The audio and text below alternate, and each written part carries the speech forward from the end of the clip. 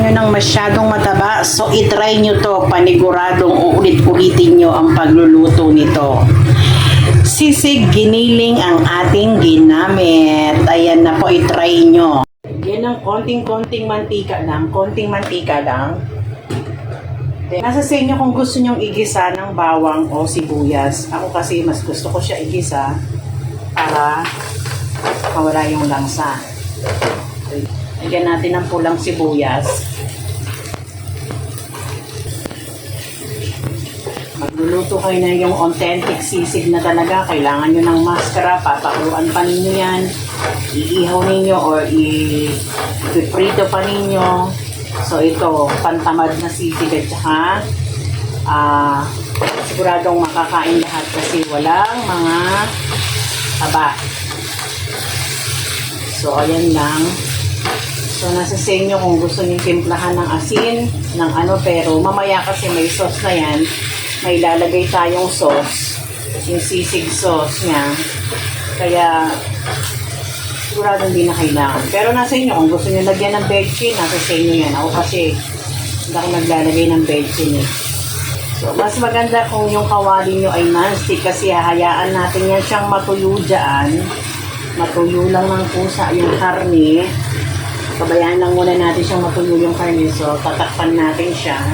Tatakpan nila natin siya dyan. Okay? Palutan natin ang ating sibuyas. Mas dito naman sa pang-ano na sibuyas, mas maganda talaga pag puti ang gagamitin ninyo. Kung puting sibuyas ang gagamitin ninyo.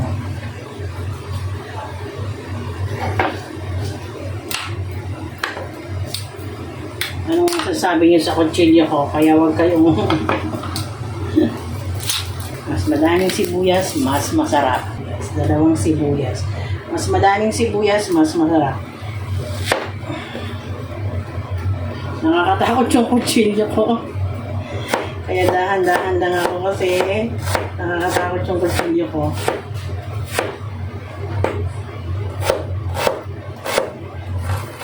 Pero in fairness, ang talas niya.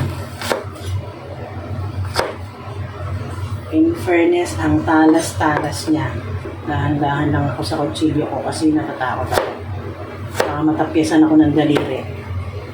Baka maging, ano to, sisig na daliri. So, yun na. Sa isang bowl, eto, bumili ako ng 1/4 na mayonnaise na ano yan ha, pure ladies choice. Meron namang nakikilo na ladies choice, basta sabihin nyo lang ladies choice. Pero nasa sa inyo kung kahit na anong mayonnaise ang gamitin niyo. 1/2 kilo yung ating giniling, so 1/4 ang nilagay ko. So tansyahin natin, kayo bahalang magtansya kung gusto niyo ng mas malasa yung ating mas madaming seasoning, mas masarap. Pero anin nyo lang din kasi maalat ang seasoning ha. Maalat. Ako wala naman kasi ako ibang ginagay na timpla doon, kaya okay lang. So, paminta. Paminta din, nasa sa inyo na rin yan kung gaano kadami ang ilalagay ninyo. So, ayan na siya. Ayan na yung ating sauce para sa ating sisig. Ayan na.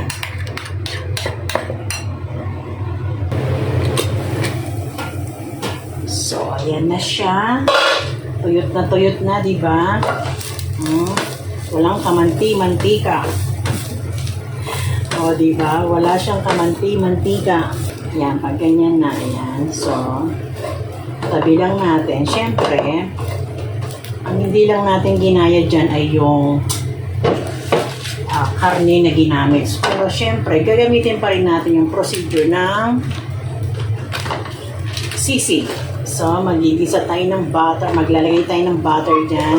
Ano sa inyo, kung hindi na kayo maglalagay ng butter, ididiretso na inyo na yung sibuyas. Nasa sa inyo din yan. Maluluto din yung sibuyas yan kasi mainit naman yung karne.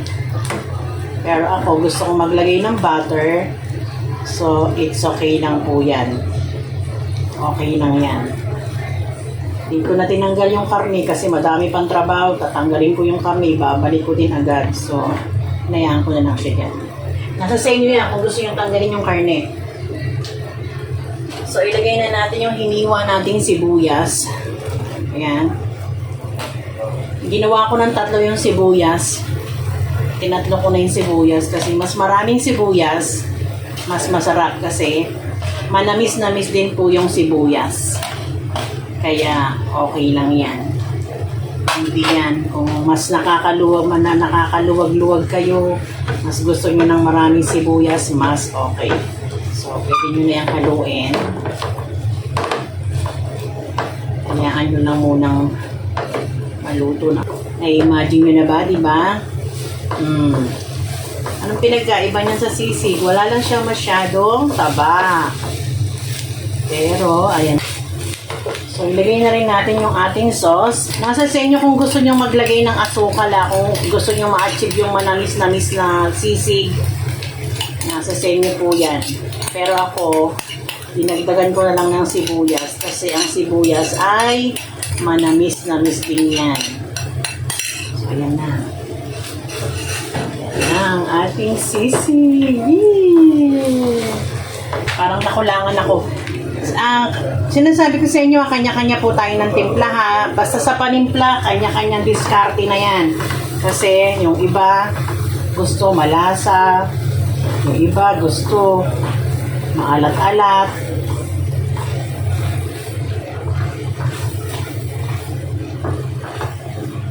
Kung gusto nyo ng manamis-namis, lagyan nyo ng sugar para ma-achieve nyo yan. Yan lang natin maluto yung ating sibuyas. Pero sa iba, mas half cook, mas gusto nila yan kasi maluluto naman yan sibuyas, mainit. Yun, no? So, ayan na. Instead na ilalagay natin siya sa sizzling plate, hayaan natin siya mag-ano dyan. Matuyot dyan. Kasi wala sa magtrabaho pa ako, magsisisling plate pa tayo.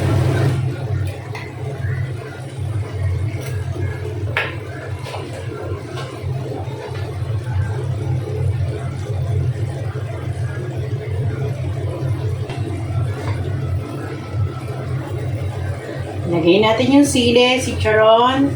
Dinurog ko si chicharon. Ayan na. Yung dinurog natin si chicharon. Nagdurog ako ng chicharon. Hindi ko na na-video. Diba? So, achieve natin ang ang authentic na lasa ng sisig. Ang iniba lang natin ay yung instead na gumamit tayo ng mascara, ay gumamit tayo ng giniling na hindi masyadong mataba. So, that's it. Diba? Ayan na. Bling, bling, bling, bling. Sa mga gusto maglagay ng siling, labuyo, okay lang po yan. Maglagay kayo. Then, ilagay na natin ang ating onion spring. Ayan. Diba? So, achieve na. Diba? May sisig na tayo na hindi masyadong mataba.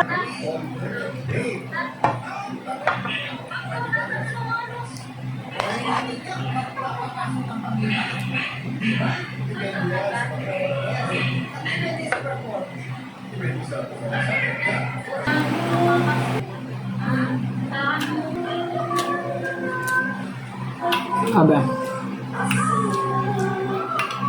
Walang sinabing sisig na